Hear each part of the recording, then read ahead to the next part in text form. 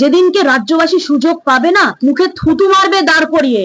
আর ছেঁড়া চটিটা এমনি এমনি না, মানে গুয়ে মাখিয়ে গালে মারবে। মানুষ এতটা, পশ্চিমবঙ্গের মানুষ এতটা ক্ষুব্ধ হয়ে রয়েছে। আমি কেন সনাতনী মুসলিম বলি বলো তো? কারণ আজকে থেকে এই মুসলিমদের তুমি মানে 4 পুরুষ 5 পুরুষ পিছিয়ে গেলেই কিন্তু একটা আব্দুলের পূর্বপুরুষ কিন্তু আনন্দমোহনই বেরোবে। সেই জন্য আমি সবসময় বলি, আমার কিন্তু সনাতনী, আমার ভারতীয় মুসলিমদের নিয়ে আমাদের কোনো সমস্যা নেই। উল্টে তুমি এসে দেখবে, তুমি কভারেজ করবে, তারাই কিন্তু মাথায় ফেটটি বেড়ে আমাদের সাথে জয় শ্রীরাম বলে আমাদের মিছিলে হাঁটছে। সমস্যাটা কাদের নিয়ে?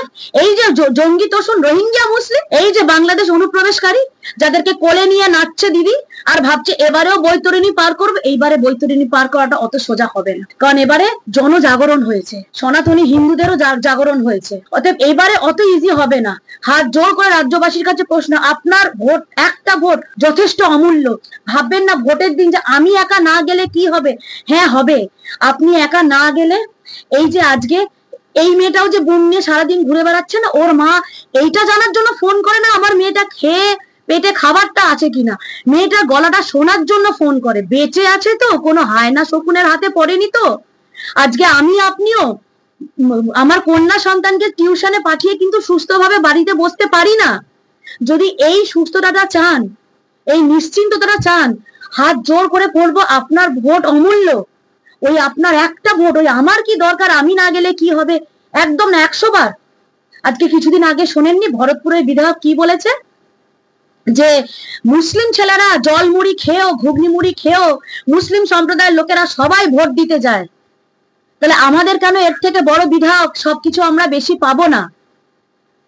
কিছু নেই, 40-42টা আছে, তাতেই এই রাজ্যের এই অবস্থা। আমাদেরকে বলছে তারা 70% হয়ে গেছে, 30%কে কেটে জলে ভাসিয়ে দেবে। তাহলে ভাবুন তো, যদি সমগ্রটাই হয়ে যায়, কারণ ওরা না, যখন ওরা সংখ্যালঘু থাকে যে অঞ্চলে, তখন সেখানে ভাইচারার গান গায়। যেই সেখানে সংখ্যাগুরু ওরা হয়ে যায়, সেখানে কিন্তু আমরা চারা হই, তখন তাদের অনেক সমস্যার সৃষ্টি হয়ে যায়। তখন আমাদের পাশের বাড়ির থেকে শঙ্খের আওয়াজ গেলে ওদের সমস্যার সৃষ্টি হয়ে যায়, মন্দিরে ঘন্টা বাজলে ওদের সমস্যার সৃষ্টি হয়ে যায়। কই, এত বড় রমজান গেল, এত বড় রমজান যাচ্ছে, ইভেন ইফতার পার্টি চারিদিকে চলছে, কোনোদিন একটা দেখাতে পারবে যে কোনো ইফতার পার্টিতে ঢিল ইট পাটকেল ছুঁড়েছে? দেখাতে পারবে? সংকীর্তন বন্ধ করে দেওয়া হয়েছে। হ্যাঁ, আমি এই প্রসঙ্গতে আসতাম, কেন বন্ধ হলো? নাকি অনেক আওয়াজ বেশি হচ্ছিল। তাহলে আমাদেরও যে প্রতিনিয়ত ভোর 5টা থেকে 4-5 বার করে আজানের আওয়াজটা শুনতে হয়, কেন শুনবো আমরা? করো না। তোমরা তো এতগুলো মসজিদ বানিয়েছো, আজকে পশ্চিমবঙ্গে মানে পাকিস্তানেও বোধহয়, সারা পাকিস্তানে অত মসজিদ নেই যা পশ্চিমবঙ্গে। তাহলে তোমরা মসজিদ গুলো বানিয়েছো কি করতে? তার পাল্টা যদি আমরাও বলি, তোমাদের এখানেও কিছু মুসলিম না হিন্দু বুদ্ধিজীবী লাভ দিয়ে চলে আসবে কমেন্ট করতে যে হিন্দু মুসলিম ভাই বারে 100 বার ভাই ভাই। কেন ভাই ভাই বলবো না?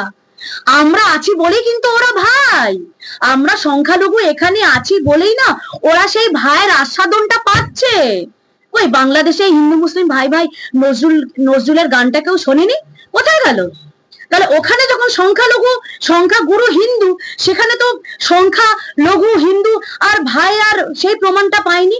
তারা সংখ্যালঘুর থেকে মানে ঘেটে গিয়ে আজকে প্রায় বিলুপ্ত, 1-2% এসে থেকেছে। তাহলে এক বৃন্তে দুটি কুসুম গানটা কি নজরুল সঙ্গীতটা কি বাংলাদেশে কেউ শোনেনি? ভাই ভাইটা কোথায় হয়? যেখানে হিন্দুরা সংখ্যাগুরু, সেখানে এই ভাই ভাইয়ের কেমিস্ট্রিটা চলে। কারণ সেই মানসিকতা আমাদের কোনো ধর্মীয় শিক্ষা হয় না তো। আমাদের পণ্ডিতরা বা পণ্ডিতের কাছে গিয়ে আমরা দুলে দুলে ওরা কাফের, ওদেরকে দেখলে মারো, ঢিল মারো। আমাদের কোনো পণ্ডিত ব্যক্তিরা দুলে দুলে সেগুলো ছোটবেলা থেকে আমাদেরকে কোনো গুরুকুলে শিক্ষা দেওয়া হয় না। এটাই আমাদের দোষ। তারপরেও আবার কি বলবে, সংখ্যালঘু উন্নয়নের টাকা দেওয়া হয়েছে, সেই নিয়ে নাকি আমরা অনেক কথা বলছি। সংখ্যালঘু উন্নয়ন কি শুধু ওই মাদ্রাসা করে আর দুলে দুলে কাফেরদের মারো, জঙ্গি তৈরি করার কারখানা তৈরি, এগুলো একটা কারখানা বলি আমরা মাদ্রাসাগুলোকে, এখানেই শুধু সংখ্যালঘু উন্নয়ন হয়ে যাবে? ভরতপুরে বড় বড় যে বাতেলা মারে হুমায়ুন কবির, সে তো ভরতপুরের এমএলএ, সংখ্যালঘুর কোন উন্নয়নটা করেছে আমাকে আগে বলো। দাঁড়াও কথা আছে। আমি মন্দির মসজিদ বাদ দিলাম, সংখ্যালঘুর উন্নয়নের জন্য উনি শুধু সংখ্যালঘুর উন্নয়ন করবে? উনি কি সংখ্যালঘুর ভোটে এমএলএ হয়েছে? ওখানে হিন্দুরা ভোট দেয়নি, তো উনি ভরতপুরে এমএলএ হয়ে উনি কি করেছেন? একটা একটা হসপিটাল করেছেন, জনকল্যাণমূলক কাজ উনি কি করেছেন? সংখ্যালঘু তো ছেড়ে দিলাম, অনেক সংখ্যালঘুরা আছে যারা এখনো বিড়ি বাজছে, কত ছোটখাটো কাজ করছে, তাদের জন্য কিছু করেছে? ওই যে বললাম না, এই এই এই মৌলানা টাইপের লোকগুলো যারা এই যে মাথায় বিষ ঢোকে, কারণ বাচ্চা তো কাদার তাল। আমি বাচ্চারা যারা মাদ্রাসায় পড়তে যাচ্ছে, দোষ তাদের দিই না, বাচ্চা তো কাদার তাল, তুমি যেভাবে তৈরি করবে তারা সেইভাবেই হবে।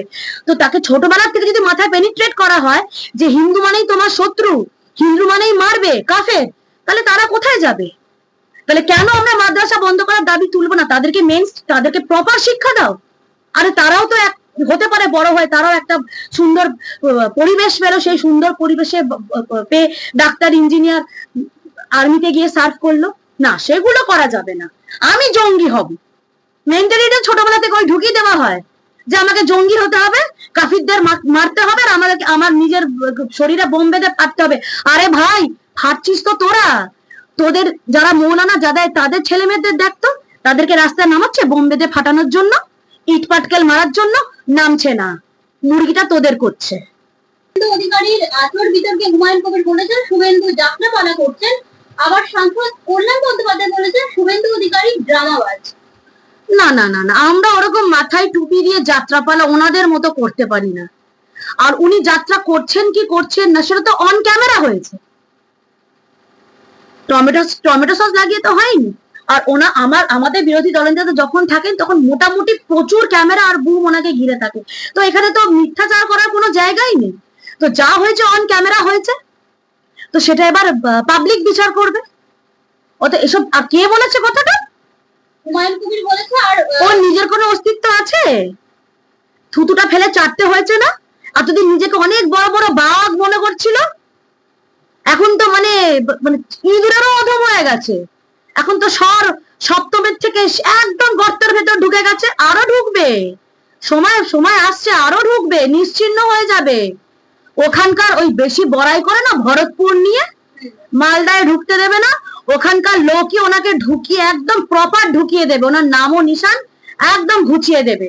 শুধু অপেক্ষা, সময়ের অপেক্ষা। দিদি, দেখা যাচ্ছে যে যাদবপুরে যে ইফতার হয়েছে, সেই ক্ষেত্রে যে সুকান্ত মজুমদার একটি কটাক্ষ করেছেন, তার পাল্টা উত্তর দিয়েছেন ব্রাত্য বসু, বলেছেন যাদবপুরে পুজো ইফতার সবই হয়, বিজেপি সভাপতি সেটা বোঝার কথা নয়। নমস্কার তোমার দর্শককে। আচ্ছা, তাই নাকি? পুজো ইফতার সবই হয়? সরস্বতী পুজোতে এরকম দেখাতে পারবে একটা ছবি?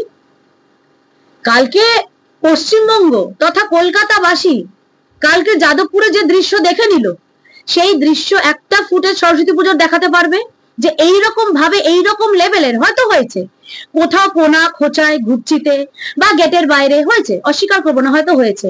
কিন্তু কালকে আমরা যে দৃশ্য দেখলাম যাদবপুরের ভেতরে, আগামী দিনে আমাদের হিন্দুদের তো 12 মাসে 13 পার্বণ, আগামী দিনে রামনবমী থেকে শুরু করে হনুমান জয়ন্তী থেকে শুরু করে হিন্দু নববর্ষ, বাঙালি নববর্ষ, প্রচুর অনুষ্ঠান আমাদের আগামী দিনে আসছে।